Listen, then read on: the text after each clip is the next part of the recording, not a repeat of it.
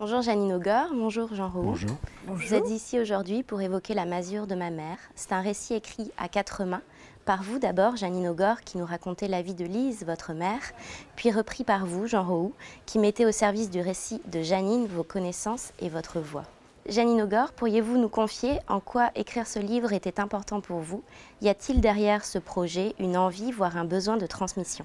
Oui, certainement, il y a un besoin de transmission parce que mes petits-enfants ne pouvaient pas imaginer qu'on pouvait vivre sans salle de bain, sans télévision et tous les gadgets qui vont avec. Et il y a aussi une promesse faite à ma mère. Ma mère me demandait à chaque fois que je revenais avec un bulletin correct, elle me disait « Toi, tu es capable d'aller parler au notaire et puis de remettre des choses à leur place ». Puisque mon grand-père avait été déshérité. Donc ce besoin-là et cette promesse que j'ai faite à ma mère, ça m'a toujours poursuivie. Jean Roux, qu'avez-vous ressenti à la lecture de ce manuscrit lorsque Janine Augor vous l'a présenté?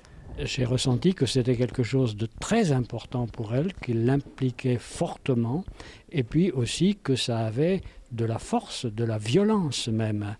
Alors justement, quel a été votre travail sur ce texte? Alors, d'une part, on peut toujours compter sur moi pour vérifier des choses et puis pour ajouter des précisions.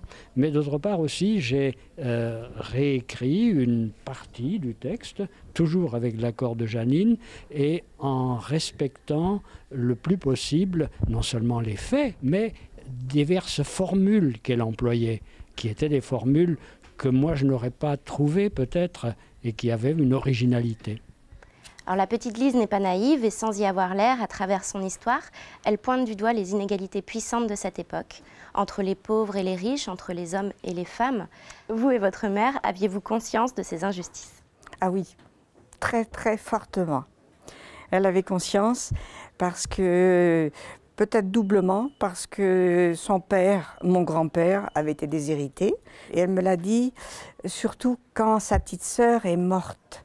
Elle me dit, c'est pas juste, il n'y avait pas d'argent pour aller voir le médecin, on ne pouvait pas la soigner. Là, elle a commencé à prendre conscience pourquoi les gens riches pouvaient se soigner et que les gens pauvres devaient mourir. Moi, j'ai été éduquée dans ce sens-là aussi. Un des plus grands regrets de Lise est de ne pas aller à l'école.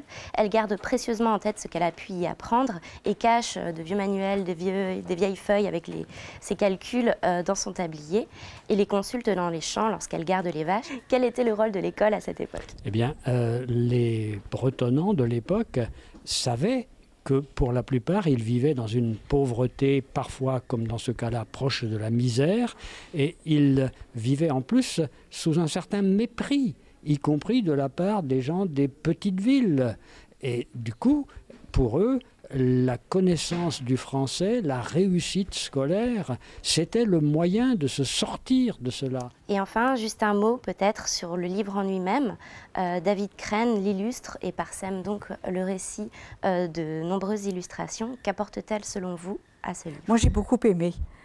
Styliser, les cailloux, les vaches, l'arbre, on la voit assise, la petite Lise, là au pied de l'arbre. J'ai mis mon marque-page là, d'ailleurs.